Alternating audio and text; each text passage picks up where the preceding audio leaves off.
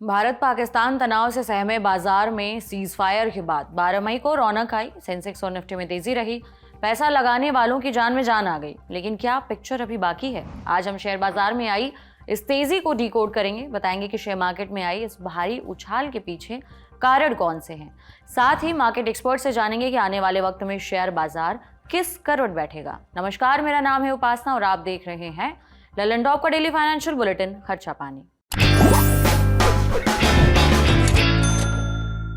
12 मई को बाजार खुलने के महज 10 सेकंड के अंदर ही निवेशकों को 11 लाख करोड़ रुपए का फायदा हुआ और जैसे जैसे दिन बीतता गया निवेशकों की जेब और भारी होती गई। अब सबसे पहले बाजार का ताजा हाल जान लेते हैं। 12 मई को सेंसेक्स करीबन 2975 अंकों की जोरदार तेजी के साथ 82,430 के लेवल पर बंद हुआ।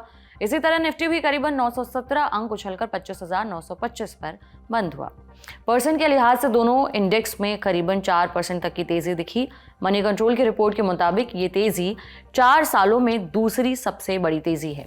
इससे पहले 1 फरवरी 2021 को इन दोनों ही बेंचमार्क इंडेक्स में सबसे बड़ी तेजी देखी गई थी। इस तारीख को दोनों इंडेक्स 4.7% से ज़्यादा उछल गए थे। लेकिन इस साल सेंसेक्स में आई ये सबसे बड़ी तेज़ी है। इससे पहले 15 अप्रैल को सेंसेक्स करीबन 1527 अंक परसेंट के लिहाज से अगर देखें तो करीबन 2% ऊपर चढ़ा था। बिजनेस स्टैंडर्ड के मुताबिक सोमवार को शेयर मार्केट के निवेशकों की जो टोटल संपत्ति है वो 16 लाख करोड़ रुपए बढ़ गई। बॉम्बे स्टॉक एक्सचेंज यानी BSE पर लिस्टेड सभी कंपनियों का मार्केट कैप यानी मार्केट वैल्यू 16.15 लाख करोड़ रुपए बढ़कर 432.56 लाख करोड़ रुपए हो गया। हालांकि आज सभी इंडेक्स हरे निशान में बंद हुए, जिनमें सबसे ज्यादा बढ़त निफ्टी आईटी और रियल्टी में दिखी। निफ्टी आईटी इंडेक्स करीबन आज 7% और निफ्टी रियल्टी करीबन 6% उछल गया। इसी तरह Nifty metal, energy, bank, consumer durables, oil and gas और FMCG के इंडेक्स भी करीबन 6% तक का उछाल दिखाए। इतना ही नहीं, आज स्मॉल कैप से लेकर मिड कैप दोनों इंडेक्स ने भी शानदार परफॉर्म किया। इन दोनों इंडेक्स में 4% के आसपास तेजी देखी गई। शेयर बाजार में आज इस कदर तेजी आई कि सेंसेक्स में शामिल 30 में से 28 कंपनियों के शेयर हरे निशान में बंद हुए। इन्फोसिस में 7.6%, HCL टेक में 5.9%, टाटा स्टील में 5.6% और TCS में 5.4% की तेजी रही। सेंसेक्स में शामिल सिर्फ 2 कंपनियों के शेयर गिरावट के साथ बंद हुए। इनमें इंडसइंड बैंक और सन फार्मा का नाम था। इंडसइंड बैंक के हिसाब किताब में गड़बड़ी के चलते बैंक के शेयर काफ़ी दिनों से हिचकोले खा रहे हैं। वहीं इकोनॉमिक टाइम्स की रिपोर्ट बताती है कि सन फार्मा के शेयर में गिरावट की सबसे बड़ी वजह अमेरिकी राष्ट्रपति डोनाल्ड ट्रंप की तरफ से प्रिस्क्रिप्शन ड्रग्स की कीमतों में 30 से 80% तक की कटौती का ऐलान है। इस ऐलान के बाद आज दवा कंपनियां जैसे कि सन फार्मा के अलावा बायोकॉन, अरबिंदो फार्मा, ग्लेनमार्क के शेयरों में भी गिरावट देखी गई। प्रिस्क्रिप्शन ड्रग्स का मतलब है ऐसी दवाएं जो डॉक्टर के पर्चे पर यानी कि बिना डॉक्टर की सलाह के नहीं बेची जा सकती हैं। अब समझते हैं कि वो कौन से फैक्टर्स रहे जिनके चलते बाजार में आज तेजी देखने को मिली है जबरदस्त। बाजार में मेनली 5 बड़े कारण रहे जिन्होंने काम किया। जो सबसे बड़ा कारण है वो है भारत पाकिस्तान के बीच युद्ध विराम की घोषणा। सीज फायर के बाद से ही बाजार के जानकार ये मानकर चल रहे थे कि सोमवार यानी कि आज 12 मई को जोरदार तेजी दिख सकती है। मेहता इक्विटीज लिमिटेड के सीनियर वाइस प्रेसिडेंट रिसर्च प्रशांत तापसे ने मिंट से बातचीत में कहा, भारत और पाकिस्तान के बीच तनाव कम होने से निवेशकों की चिंता घटी है। निवेशक भारत और पाकिस्तान के बीच सीज फायर को बाजार के लिए अच्छा मान रहे हैं। इस बात से पता चलता है कि भारतीय बाजार में उतार चढ़ाव को बताने वाला इंडेक्स इंडिया विक्स करीबन 15% गिरकर 18.47 अंक पर आ गया। बाजार में तेजी का दूसरा कारण है अमेरिका और चीन के बीच जारी व्यापार युद्ध थमने की स्थिति जो बनती दिख रही है वो।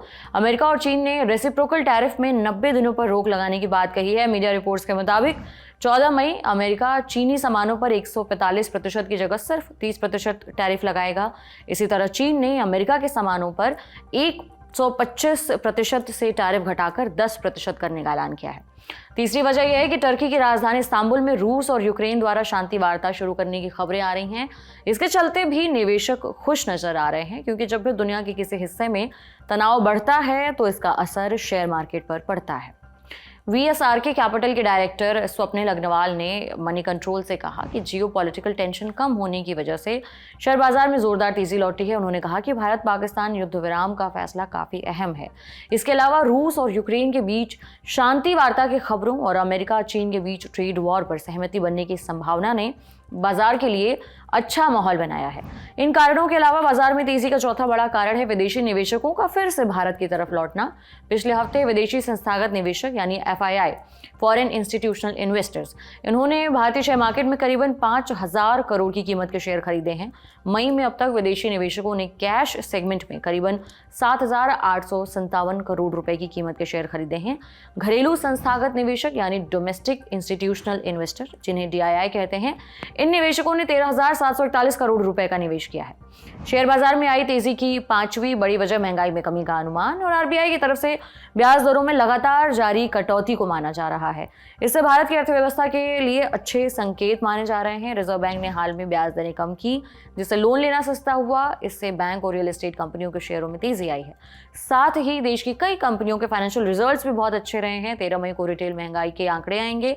ये आंकड़े अप्रैल महीने के होंगे। इस बात के कयास लगाए जा रहे हैं कि अप्रैल में महंगाई कम होकर 3% से नीचे चली जाएगी। इसके साथ ही Adani Ports, Adani Enterprises, tyre company MRF, PNB bank, Hindustan Petroleum जैसी कंपनियों के फाइनेंशियल रिजल्ट्स भी उम्मीद से काफी बेहतर रहे हैं। इक्वेंटिस वेल्थ एडवाइजरी सर्विसेज के संस्थापक और MD मनीष गोयल ने बिजनेस टुडे से कहा, हमारे देश की बुनियाद बहुत मजबूत है। हाल ही में महंगाई और परचेजिंग मैनेजर इंडेक्स यानी कि PMI के आंकड़े इस मजबूती की पुष्टि करते हैं।